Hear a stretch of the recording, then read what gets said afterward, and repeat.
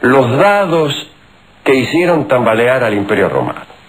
Es una linda historia esta, para cuya elucidación vamos a ubicarnos en Roma, en tiempos de la decadencia, el imperio en el último siglo, en los últimos años, antes de la aparición de los muchachos.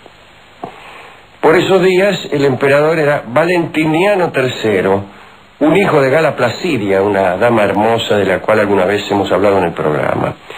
Antes de contar una historia que tuvo que ver con el final del gobierno de Valentiniano, digamos que fue emperador desde el 425 en adelante, naturalmente. Su reinado fue famoso por el desmembramiento del Imperio de Occidente, famoso entre los estudiantes, ¿no? Valentiniano padeció la conquista de la provincia de África por los vándalos, el abandono de Britania, la pérdida de Hispania y Galia y los saqueos de Sicilia y de las costas del Mediterráneo por las flotas de Genserico.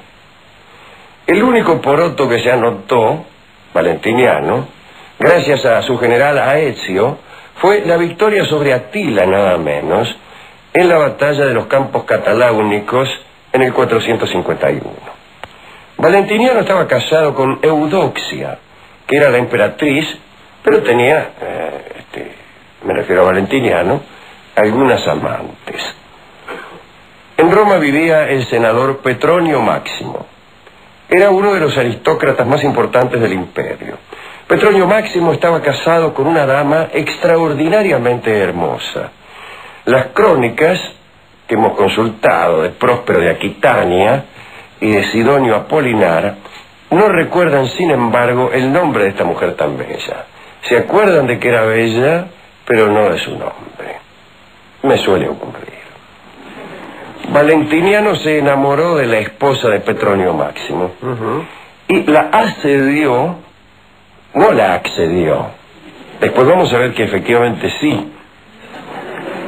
Pero primero lo hizo con ese. ¿Con cuál?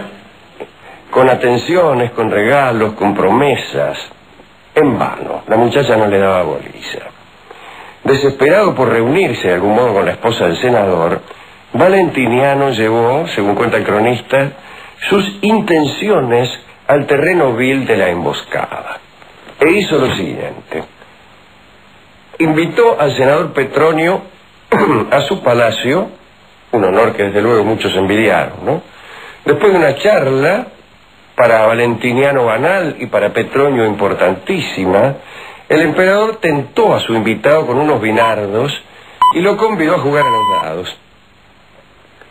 Contento ante tanta confianza dispensada por el emperador, Petronio le advirtió a Valentiniano que no tenía dinero encima para las apuestas.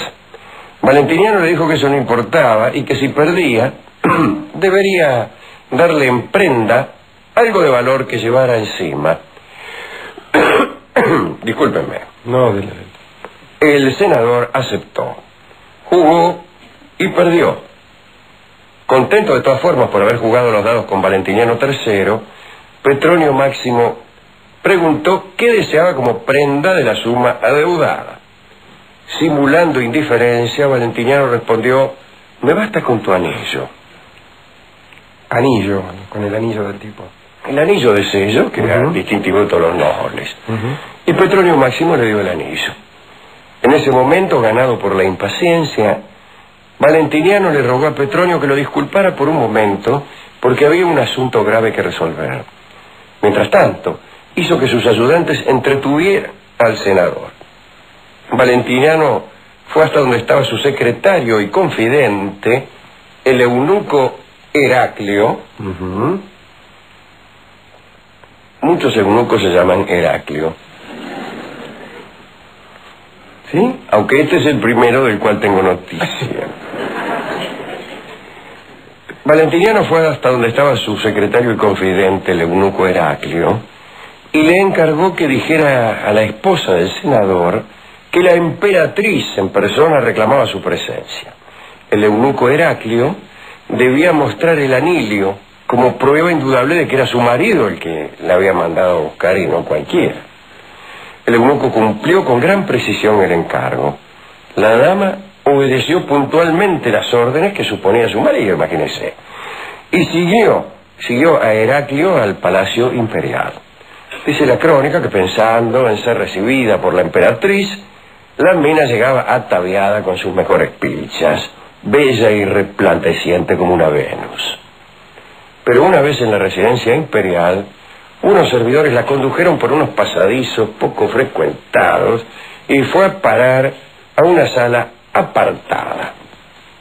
Era el bulín secreto que Valentiniano había preparado para encontrarse con sus favoritas, lejos de las miradas de su esposa Eudoxia, que como hemos dicho también estaba muy buena. Al rato, ante la sorpresa de esta muchacha, de la mujer de Petronio, se presentó el emperador. Dice la historia: sin darle tiempo a reponerse del sobresalto, Valentiniano la condujo a un camastro. Eso del camastro es un dato, un despectivo del cronista. Evidentemente sería una cama más o menos lujosa. Después de todo, el bulín del emperador, no del turco de Alessio. Bueno, ante un ataque tan imprevisto y contundente, la fortaleza se rindió, por no decir otra cosa. Una vez que Valentiniano se dio por hecho, abandonó a la esposa del senador. Al instante se presentó el eunuco Heraclio, quien llevó a la dama a su casa, donde, según parece, llegó llorando por la afrenta del emperador, que era una afrenta que no podía desafiarse, y también la de su marido, porque esta chica creía que Petronio Máximo había facilitado a Valentiniano esa entrevista con la ayuda de su anillo. Cuando Petronio regresó a su casa, se encontró con su esposa enfurecida, etcétera. Y la esposa le gritó: me vendiste al emperador como una concubina. Petronio no entendía nada, ¿no? Ella preguntó: ¿acaso no me has enviado tu anillo para que acudiera rápidamente al palacio de los emperadores? Bueno, Petronio entendió y juró vengarse. La crónica cuenta que la esposa de Petronio, abrumada por el dolor, se deprimió e inapetente murió a los pocos meses. Pero bueno, es una crónica seguramente amañada, por ahí ni siquiera le importó. No lo sabemos, ¿no? Esta muerte hizo que el senador Petronio acelerara su venganza. Por esos días y por disputas que no viene al caso citar, el emperador había hecho asesinar al principal baluarte de su imperio, que era el general Aecio. Petronio aprovechó el asunto y se puso en contacto con los amigos de Aecio.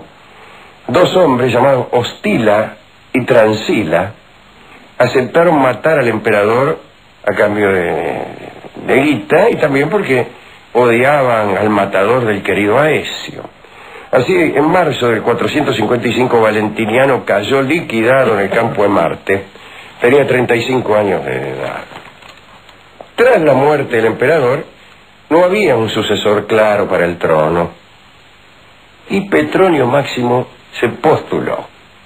Sobornó a varios generales y con el favor de los partidarios del asesinado Aecio, accedió al trono. Pero ahí no terminó su venganza. Obligó a la esposa del finado Valentiniano, Eudoxia, a que se casara con él. Parece que la emperatriz no se resistió demasiado y pasó a compartir el lecho con Petronio. Pero Eudoxia no sabía la verdad. No estaba enterada en absoluto de que la muerte de Valentiniano había sido producto de una venganza. Y vino a enterarse por boca del propio Petronio.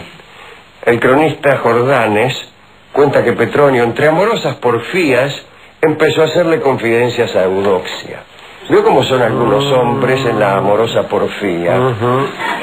Se creen en el caso de referir algunas de sus hazañas, especialmente entre porfía y porfía. E incluso para sustituir alguna porfía faltante. El otro día lo insulté al jefe de piso. Bien. Y este le dijo que él había ordenado que mataran a Valentiniano. Entonces Eudoxia, que entendió que Petronio se había casado con ella para cerrar su venganza, inició la suya. Eudoxia envió un mensaje secreto al líder de los vándalos, Genserico, que estaba en Cartago. En ese mensaje, Eudoxia le proponía al rey vándalo que apareciera en Roma, a cambio de vaya a saber qué facilidades, para vengar la muerte de su esposo y restablecer la autoridad imperial de ella, de Eudoxia. Genserico preparó una escuadra inmensa y desembarcó en Ostia, cerca de Roma. La noticia de la llegada de los vándalos detonó el pánico general en Roma. Huyeron nobles y plebeyos. El mismo Petronio Máximo, viéndose perdido, se disponía a emprender el raje, pero Eudoxia le cortó los pasos. Lanzó contra él a un grupo de servidores leales que, acá dice, lo lincharon, incluso antes de la aparición del linch. Lo mataron. Su cadáver despedazado fue arrojado al Tíber. Petronio había gobernado en Roma menos de un año. Pero hubo otra decepción, porque Eudoxia se engañó respecto a las intenciones de los vándalos.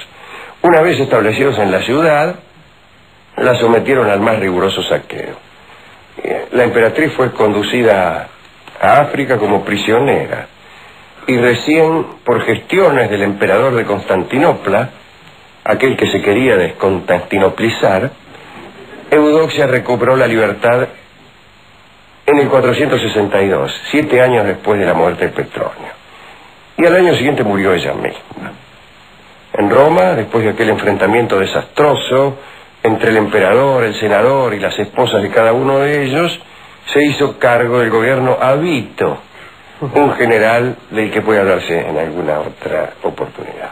Pero la historia terminó aquí y, a mi modesto juicio, tiene por objeto alejar a la juventud del juego de los dados.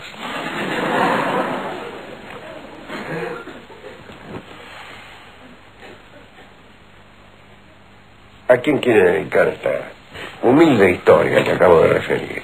Bueno, se la voy a dedicar a Gala Placidia, que era hermosa y en esta historia al menos no hace ninguna maldad. No ha hecho ninguna maldad. Pasó por ahí. Yo al eunuco Heraclio.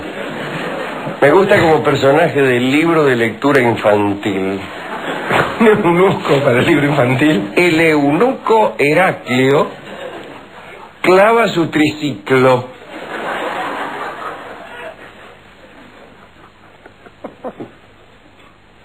Eunuco Heraclio. Clavas tu triciclo. Perdón. ¿Clavas tu triciclo, Heraclio? Sí, tío. Clávalo con cuidado.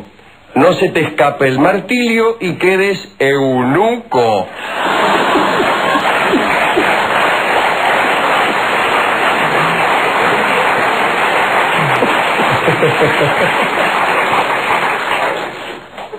Bien. Eudoxia, eunuco. Bien. Euterpe. Hemos buscado una canción adecuada y por culpa del escolazo no nos pareció nada mal. Me parece una milonga que canta el Mundo Rivero y que seguramente ha sido escrita pensando en que toda esta historia, esta tragedia política, se desató por culpa de un juego de dados. Adelante, don Leonel.